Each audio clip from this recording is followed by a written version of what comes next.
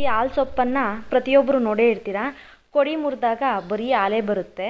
ನಮ್ಮ ಕಡೆ ಹಾಲು ಸೊಪ್ಪು ಅಂತಾರೆ ಅಥವಾ ಬೇದಿ ಸೊಪ್ಪು ಅಂತ ಕರೀತಾರೆ. ವಿಶೇಷವಾಗಿ ಚಿಕ್ಕ ಮಕ್ಕಳಿಗೆ ಅಂದರೆ ಸುಮಾರು 8ರಿಂದ 16 ವರ್ಷದೊಳಗಡೆ ಇರೋಂಥ ಮಕ್ಕಳಿಗೆ ಬೇದಿಗೆ ಹಾಕಬೇಕು ಅಂತಾರೆ ಹಳ್ಳಿಗಳ ಕಡೆ ಎಲ್ಲ. ಈ ಜಂತುಳುಗನ ಇದ್ದಾಗ ಸುಮಾರು ವರ್ಷದಲ್ಲಿ 2 ಸಲ ಈ ಸೊಪ್ಪಿನಿಂದ ನೀವು ಮಾಮೂಲಿ ಸೊಪ್ಪು ಸಾರಿಗೆ ಏನೇನು ಇಡ್ತೀರೋ ಈರುಳ್ಳಿ, ಬೆಳ್ಳುಳ್ಳಿ, ಮೆಣಸಿನ್ಕಾಯಿ, ಜೀರಿಗೆ ಎಲ್ಲ ಹಾಕ್ಬಿಟ್ಟು ಚೆನ್ನಾಗಿ ಬೇಯಿಸ್ಬಿಟ್ಟು ಇದನ್ನು ಸೊಪ್ಪು ಚಟ್ನಿ ಥರ ಮಾಡಿಬಿಟ್ಟು ಮಕ್ಕಳಿಗೆ ಊಟ ಮಾಡಿಸಿದ್ರೆ ಸಾಕು. ಅಂದರೆ ಮುದ್ದೆ ಕೊಡಬೇಡಿ, ಅನ್ನದ ಜೊತೆ ಮಿಕ್ಸ್ ಮಾಡಿಬಿಟ್ಟು ಕೊಟ್ಟರೆ ಸಾಕು. ಹೊಟ್ಟೆ ಪೂರ್ತಿ ಕ್ಲೀನಾಗೋಗುತ್ತೆ. ಈ ಹೊಟ್ಟೆಲಿರುವಂಥ ಜಂತುಳುಗಳು ಎಲ್ಲ ಬಂದ್ಬಿಡುತ್ತೆ. ಯಾವುದೇ ರೀತಿ ಸೈಡ್ ಎಫೆಕ್ಟ್ ಆಗಲ್ಲ.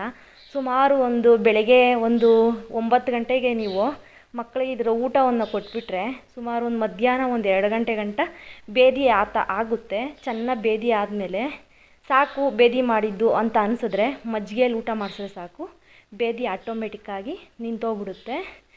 ಈ ಹೊಟ್ಟೆಯೊಳಗಡೆ ಜಂತುಳು ಅಥವಾ ರಕ್ತ ಕೆಟ್ಟಿರುತ್ತೆ, ಸಿಡುಬುಗಳಾಗ್ತಾ ಇರ್ತವೆ ರಕ್ತ ಕೆಟ್ಟಾಗ, ಆವಾಗೆಲ್ಲ ಹೊಟ್ಟೆ ನೀಟಾಗಿ ಕ್ಲೀನ್ ಮಾಡೋಕ್ಕೆ ಇದು. ಚಿಕ್ಕ ಮಕ್ಳಿಗೆ ಮಾತ್ರನೇ ಅಲ್ಲ, ದೊಡ್ಡವರು ಈ ಊಟವನ್ನು ಮಾಡ್ಬೋದು. ದೊಡ್ಡವ್ರಿಗೂ ಹೊಟ್ಟೆ ನೀಟಾಗಿ ಕ್ಲೀನ್ ಮಾಡುತ್ತೆ.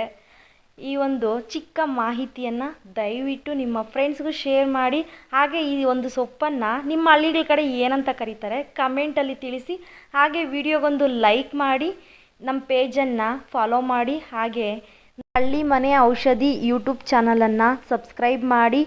ನಿಮ್ಮ ಆರೋಗ್ಯದ ಕಡೆ ಗಮನ ಹರಿಸಿ. ಪ್ರತಿಯೊಬ್ಬರಿಗೂ ತುಂಬು ಹೃದಯದ ಧನ್ಯವಾದಗಳು.